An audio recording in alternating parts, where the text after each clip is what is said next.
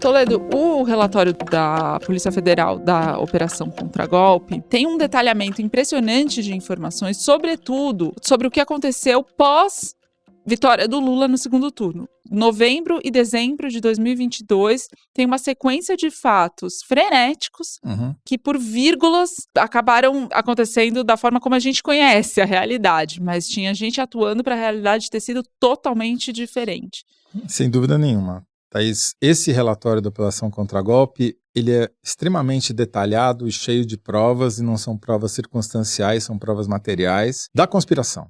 Você tem diálogos entre os conspiradores, você tem descrição minuto a minuto de uma tentativa de ataque e provável assassinato do Alexandre de Moraes, você tem documentos impressos com detalhamento do plano, né, de assassinato do Lula e do Alckmin, e tem vários indícios conectando o Bolsonaro diretamente a esse plano golpista. Tem um que foi pouco abordado pela imprensa até agora, que parece até ser meio lateral, mas que eu acho que vale a pena a gente contar, porque ele mostra como as versões sobre essa história até agora estavam desencontradas e como as digitais do Bolsonaro estão totalmente marcadas nessa tentativa de abolir o Estado Democrático de Direito. Qual é? O único general preso fora de um quartel, que é o general Mário Fernandes, fazia décadas que isso não acontecia, ele confirma nas suas mensagens de áudio, que foram transcritas pela Polícia Federal, que o chamado hacker de Araraquara, Walter Delgatti Neto, meu conterrâneo, né? Sabe que Araraquara é a cidade mais próxima da Grande Matão. Sim. E eu nasci lá por acaso. O Delgatti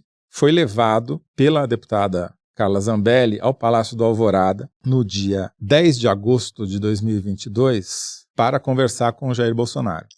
A revista Veja chegou a publicar fotos que provavam que ele estava lá. E durante essa conversa, segundo o Delgatti, ele recebeu a instrução do Bolsonaro de ir conversar com os técnicos do Ministério da Defesa. Qual era o objetivo? Era criar desconfiança sobre a idoneidade da urna eletrônica e do processo eleitoral. Isso foi colocado em dúvida depois de o Delgatti ter dado depoimento à CPMI que tratou do assunto, porque o Ministério da Defesa disse que o Delgatti nunca esteve lá.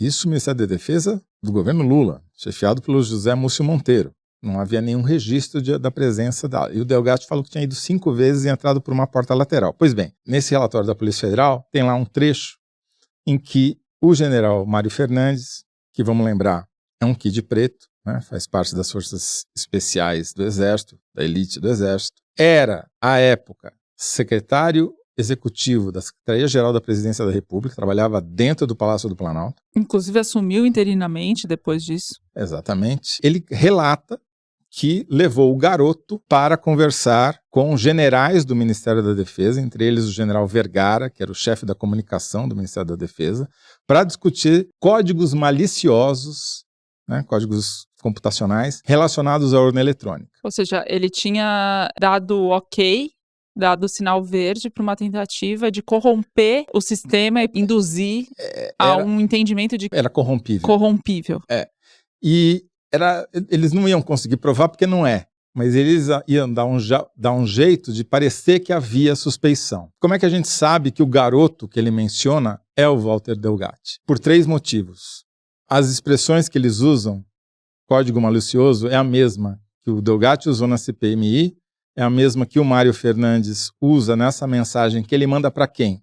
Para o coronel Câmara, o chefe do esquema de espionagem paralela que o Bolsonaro montou dentro do palácio. E que era um dos assessores, faz tudo dele lá dentro. Foi até com ele para os Estados Unidos, né? O cara, extrema confiança do Bolsonaro. Ele, o coronel Câmara, junto com o tenente-coronel Cid, eram os 2 auxiliares com mais acesso ao Bolsonaro. Então, nessa mensagem, o Mário Fernandes está meio que prestando contas. A mensagem de áudio foi enviada pelo general Mário Fernandes para o coronel Câmara, auxiliar do Bolsonaro, no dia 10 de novembro. O que acontece no dia 10 de novembro? O general solta uma nota oficial do Ministério da Defesa para dizer que, como ele diz, com a finalidade de evitar distorções do conteúdo do relatório enviado ontem ao Tribunal Superior Eleitoral. Isso daqui é uma piada de mau gosto que aconteceu na véspera. O Ministério da Defesa tinha enviado ao TSE um relatório extenso, mas que não chegava a nenhuma conclusão se havia corrupção possível ou não da urna eletrônica. O documento não apontou que tivesse encontrado fraudes ou inconsistências, sugeriu melhorias para aprimorar a segurança, mas a repercussão foi muito negativa para o Ministério da Defesa, porque não tinha nenhuma prova de que existia a fraude que eles diziam que existia. Aí, como a repercussão foi negativa, o Ministério da Defesa foi compelido, pelo relato que dá a entender o Mário Fernandes, pelo próprio Palácio do Planalto, a soltar uma nota para dizer não, sim, muito pelo contrário. Exato, a nota era no sentido de, bom, eles não acharam nada, mas também eles não provaram que não tem. Então, assim, na dúvida, fica a dúvida mesmo. E olha só, os testes de funcionalidade das urnas, de forma como foram realizados, não foram suficientes para afastar a possibilidade de influência de um eventual código malicioso capaz de alterar o funcionamento do sistema de votação. De novo, código malicioso. Onde já tinha aparecido essa expressão? Na boca do próprio Mário Fernandes, no mesmo dia, falando sobre o trabalho que o hacker de Araraquara tinha feito para eles lá no Ministério da Defesa, e é o que o Walter Delgatti vai falar no depoimento dele à CPMI. Mas se não bastasse a enorme coincidência de termos e de datas, né, tudo no mesmo dia, o colunista do UOL, Thales Faria, entrevistou o advogado do Walter Delgatti. O Walter Delgatti está preso, né? E o advogado confirmou, não, o garoto é ele. Ele está confirmando essa mensagem do Mário Fernandes, confirma tudo que o Delgatti falou na CPMI. Que ele foi lá no Ministério da Defesa, que ele se reuniu com os técnicos, que o que estava em discussão era justamente criar dúvidas sobre a rigidez do sistema eleitoral, maneiras que era possível corromper a urna eletrônica. Ou seja, você tem o presidente da República se reunindo com o hacker, mandando ele falar com o Ministério da Defesa, ele vai efetivamente falar com o Ministério da Defesa com a ajuda do secretário executivo da Secretaria-Geral da Presidência, que é um general, e esse cara fica pressionando o Ministério da Defesa para soltar uma nota mais contundente.